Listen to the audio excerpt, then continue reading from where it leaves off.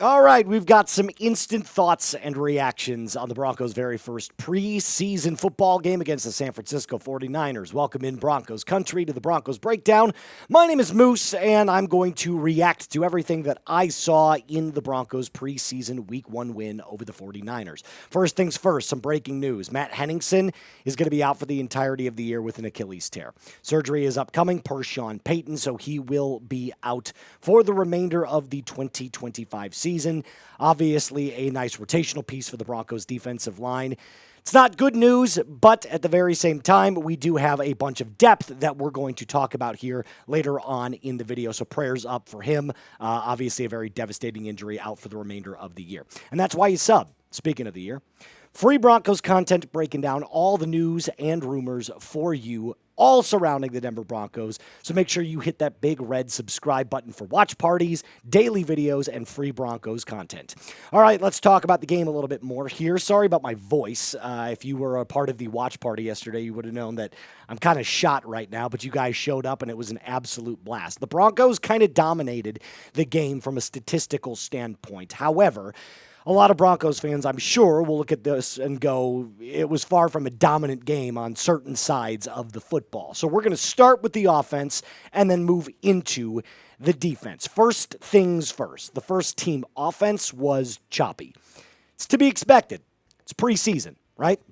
It's going to happen. It takes time to build continuity with each other, to build a flow. Offense is all about rhythm and timing, and clearly it wasn't there from the first teamers. Bo Nix did not look like his usual self. He looked a little bit panicked inside the pocket. He faced a lot of blitzes. He made a really errant mistake where he went back in the back of the end zone, didn't get the ball back to the line of scrimmage. It was intentional grounding, which led to a safety.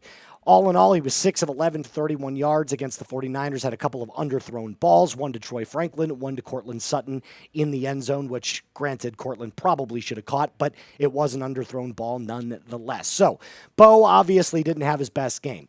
Obviously, R.J. Harvey showed up for the very first time in a Broncos uniform, and I thought he looked pretty decent. I wouldn't say he was outstanding by any means, but there was no reason to think that he was bad either. One particular play where he bounced out to the outside, made a cut, shedded a tackler for a gain of about 13.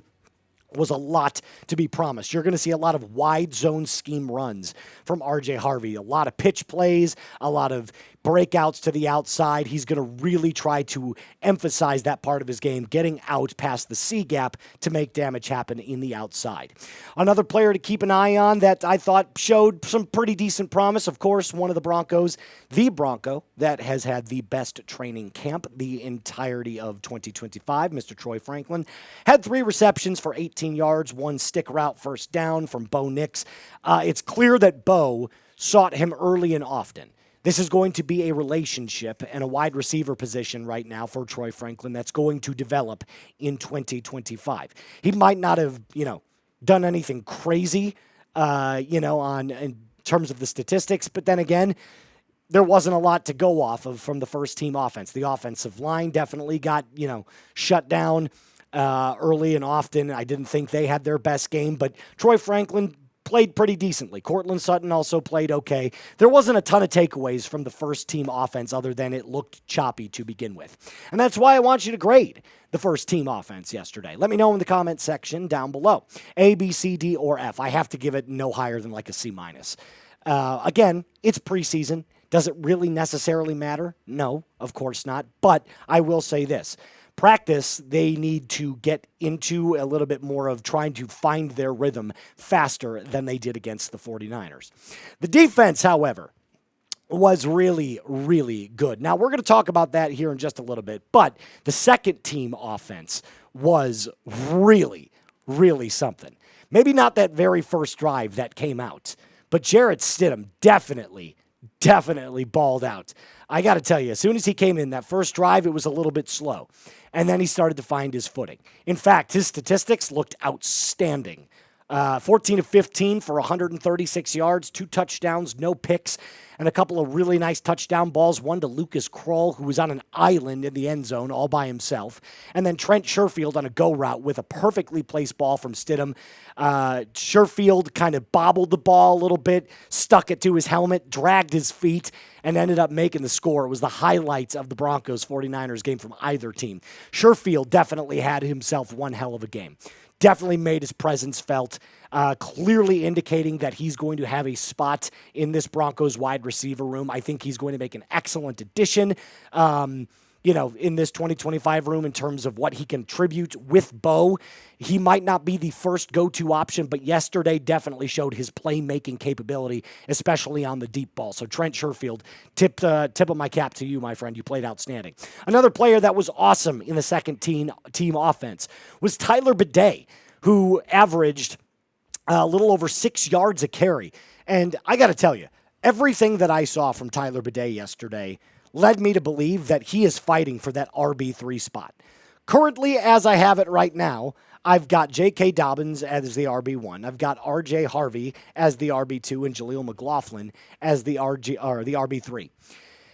I'm telling you right now, based off of what I saw yesterday, Tyler Badie might be getting that RB3 spot. I know Jaleel McLaughlin has that pretty much locked in place right now, but Badie was excellent yesterday. He was proven that he could jump back, make cuts when he needed to, plow forward when he needed to, and lower his shoulder. And he also showed a couple of times that he can pick up a block.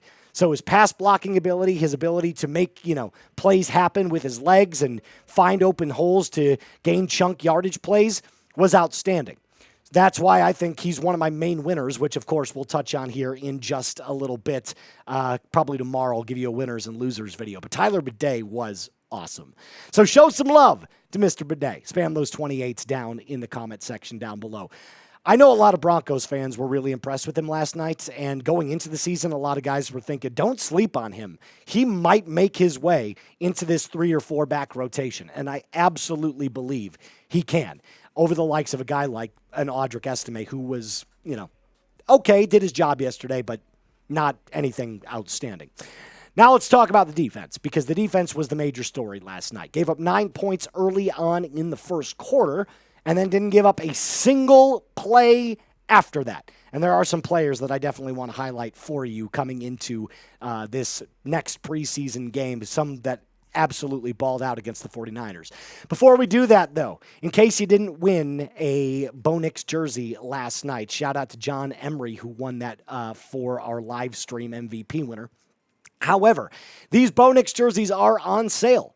They were $129.99. Now they are $103.99. That's 20% off in case you're bad at math. Just go to chatsports.com/Nix jersey. I'm going to have all of that ready for you in the comments and description of today's video. Use that link and start shopping today. You can get it in navy, you can get it in orange, you can get it in white.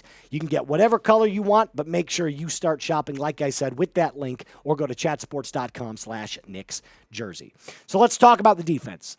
The first team defense had a sloppy first drive, but the rest of the game was outstanding from a defensive perspective. I know a lot of fans were like, oh, Jaquan McMillan got busted early on, and Mac Jones, backup quarterback. But then he bounced back and played really, really well. In fact, this defense played really, really well.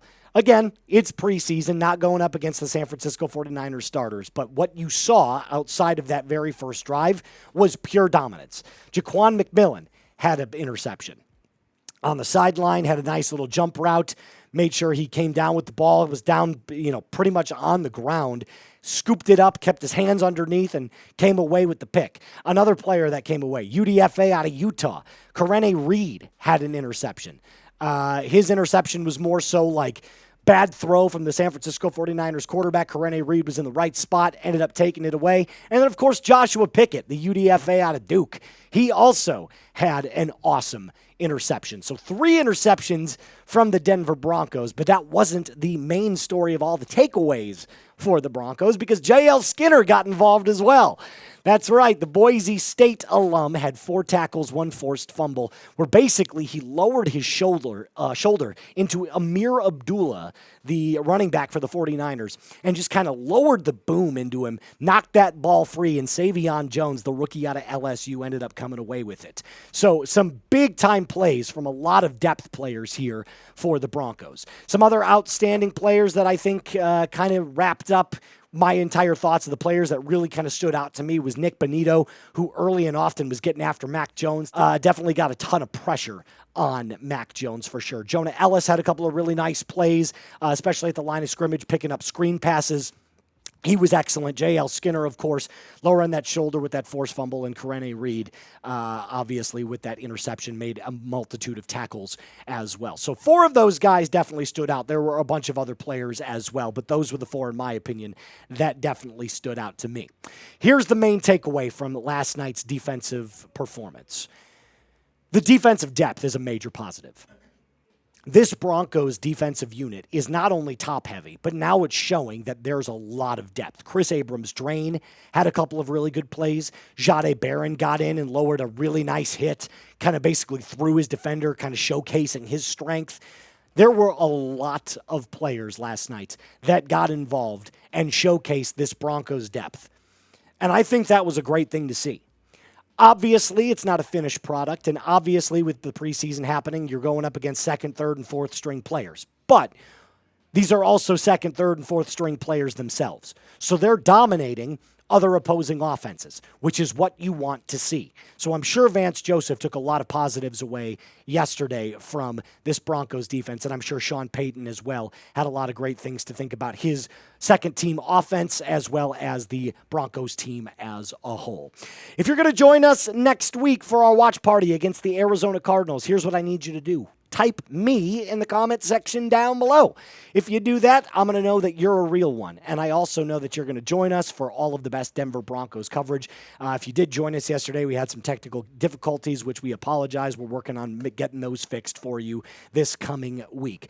But that is going to do it for us on today's episode. Overall, I thought it was a very solid first week performance. A lot of great things to take away. Obviously, some things to clean up. But remember, I've said it 3 times in this video. This is the 4th. It's preseason. We can all just take a little deep breath. Everything's going to be fine. It's just a matter of finding the groove, finding the rhythm offensively, and continuing the energy and emphasis on this strong defensive unit. That is going to do it for us on today's episode and video. My name is Moose. Mile high salute. If you have not subscribed to the channel already, make sure you do so. Like the video, and as always, be cool.